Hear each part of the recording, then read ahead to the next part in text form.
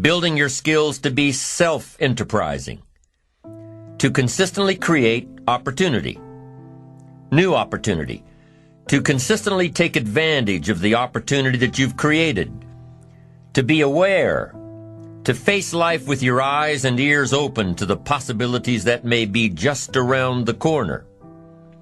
An enterprising person is one who comes across a pile of scrap metal and sees the making of a wonderful sculpture. An enterprising person is one who drives through an old, decrepit part of town and sees a new housing development. An enterprising person is one who sees opportunity in all areas of life. To be enterprising is to keep your eyes open and your mind active. It's to be skilled enough and confident enough and creative enough and disciplined enough to seize opportunities that present themselves. An enterprising mortgage banker will develop creative financing strategies during slow markets. An enterprising lawyer will study new laws and market herself to people who may need help in those areas. An enterprising salesman will research beyond the obvious to find new prospects for his products or services. An enterprising attitude says, find out before action is taken. Do your homework. Do the research. Be prepared. Be resourceful. Do all you can in preparation of what's to come. Think of a few people you know who are enterprising. Think of people in the news, in your office, in your neighborhood. What do these people have in common? Well, they're probably always on the go, developing a plan, following a plan, reworking the plan until it fits. They're probably very resourceful, never letting anything get in their way. They probably don't understand the word no when it applies to their visions of the future. And when posed with a problem, they'll probably say, let's figure out a way to make it work, instead of, it won't work. You need to keep going and going and going. Self-enterprising people always see the future in the present. Self-enterprising people will always find a way to take advantage of a situation, not be burdened by it. And self-enterprising people aren't lazy. They don't wait for opportunities to come to them. They go after the opportunities. Self-enterprise means always finding a way to keep yourself actively working toward your ambition. Self-enterprise requires two things. Number one, creativity. Creativity to see what's out there and shape it to your advantage. Creativity to look at the world a little differently. Creativity to take a different approach. Creativity to be different. And what goes hand in hand with the creativity of self-enterprise is number two, the courage to be creative. The courage to see things differently and the courage to go against the crowd. The courage to take a different approach. The courage to stand alone if you have to. The courage to choose activity over ease. And activity generally relates to how you feel about yourself. Understanding your self-worth, how valuable you are. What could you do if you had all the skills, took the classes, read the books, burned the midnight oil? What could you do? What true value could you develop? This is one of the better exercises. What could I become? What could I really do in the marketplace? In enterprise, home, family, experience, love, friendship, marriage. How valuable could I become? Am I valuable enough to work on what's not working so I can reach my full capacity? If I'm operating at 20%, what could I possibly do with the other 80%? Once you start understanding how valuable you are, it's a whole new experience. Understanding self-worth. It plays a major role in our ability to be self-enterprising. Our self-worth makes the difference between being lazy and being active. If we don't feel good about ourselves, we won't feel good about our lives. And if we don't feel good about our lives, we won't be very interested in looking for opportunities. So you see, being self-enterprising doesn't just relate to the ability to make money.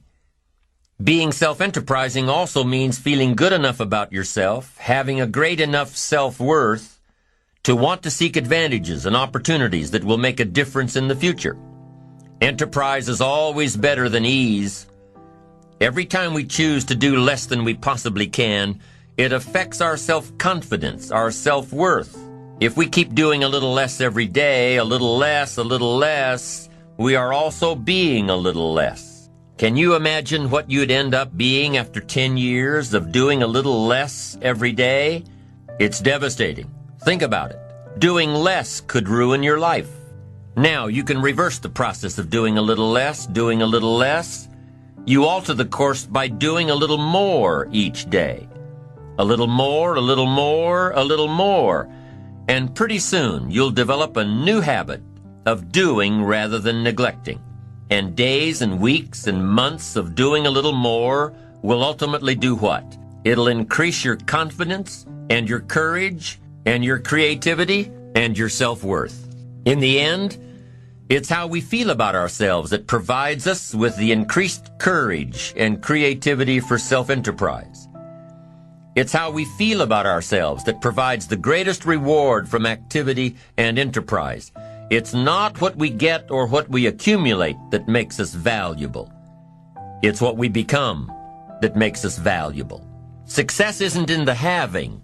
Success is in the doing. It's the process of doing that brings value. It's the activity that transforms our dreams into reality, that converts ideas into actuality. Self-enterprise is found in the activity, for without activity we'll miss the opportunity. Let me tell you what I think most messes with the mind. I think that simply doing less than you can messes with the mind. It causes all kinds of psychic damage. I think being less than you can be, trying less than you could try, doing it with less enthusiasm than you could do it, messes with the mind. It somehow damages the mind. It damages our self-image. Because here's what I've discovered happens. The minute you turn this around and start extending yourself, you'll see immediate rewards. Maybe not monetary ones, not yet, but it's how you feel about yourself that's the greatest value. You see, it's not what we get that makes us valuable, it's what we become. Remember, creativity is the first requirement for self-enterprise. Here are some creative techniques that'll help keep you on the right track toward that promising future. Number one, think on paper. You can't take a trip to somewhere new without a roadmap. You can't build a house with the plans in your head. You can't build a company with the business plan in your head. You can't seek venture capital with the financials in your head. But here's what you can do. Put it all on paper. Your roadmap, your blueprints, your business plan, your financial projections. When you put it on paper, you can analyze your path, solve your problems, and isolate what works and what doesn't. You can use this for your life as well. If you're faced with a mental roadblock, put it all down on paper. When you put a problem on paper, you take the emotion out of it. With the emotion gone, you can look at the roadblock objectively. You can figure out what you did right, and you can figure out what you did wrong. You can figure out how to change it. So if you've got a problem, pull it out of your head and put it down on paper. Then ask yourself, what can I do? And if that doesn't work, ask yourself, what can I read? And if after researching all you can, you still can't come up with the answer, ask yourself, who can I find to help me? I promise you, if you try these ideas and ask these questions, when you've got a problem, you'll be able to solve about anything that gets in your way. The second step to keeping yourself on the right track and being self-enterprising is to develop the ability to brainstorm. Develop the ability to brainstorm. We hear this term all the time, but what is brainstorming? Just what it sounds like, letting your brain go. Being free from all the inhibitions and objections and negatives. Just putting an idea into your brain and letting it take off. Free associating. Not planning a train of thought, but thinking freely. Now, if you're planning a creative strategy session with your associates, a brainstorming session, let me give you a little hint. Effective brainstorming can only happen if you're free from your ego. You can't be worried about saying something stupid or silly or something totally off the wall, because your silly thought may trigger someone else's brain to take it one step further. Brainstorming in a group is an experience of collective thought, an experience of developing one idea or several ideas through a variety of thought processes. Here's another hint on brainstorming. It can't be effective unless everyone involved is comfortable with each other. If you don't feel comfortable within the group, you may withhold the very thought that provides the solution to the problem. You may withhold it because you don't want to appear stupid. How do you think all the advertisements you see on TV and in the magazines get created? How do you think some of those crazy campaigns are born? The process happens through hours and hours of creative brainstorming and working papers. Every member of the team jots down notes, and one idea builds on another idea, and another, and pretty soon, a campaign is born out of the collective thoughts of the group. Now, I don't believe that the best decisions are made by committee, but great ideas are often created by committee. That's number 2 to keeping on the track of self-enterprise. Finding answers through brainstorming, whether you're letting your brain go by itself or whether you're part of a group. Brainstorming can often lead you to solutions. Solutions you'd never have thought of if you'd imposed parameters on your thought process. Here's number 3 for creatively keeping on the track of self-enterprise. And it's really an extension of number 2. Number 3 says, imagine outlandish solutions. Get your brain out of the ruts by considering ideas without considering their practicality. Consider ideas without considering how practical they are. You see, if you allow yourself to think without confinement, you may come across a solution that seems totally inappropriate. But guess what else this type of thinking will do? It'll allow you to open up the process, which will eventually lead to totally appropriate solutions. The 4th creative technique for keeping yourself on the right track to self-enterprise is through flowcharts and doodles and formulas. That's right, doodling. The thing you got in trouble for in grade school is actually quite stimulating to the brain, because the way you think while doodling is quite different than the way you think while creating a flowchart or writing a formula.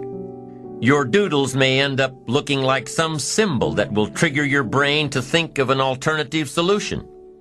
Drawing creative doodles wakes up a different part of your brain. Try creating a flowchart showing the path to success. What does it look like?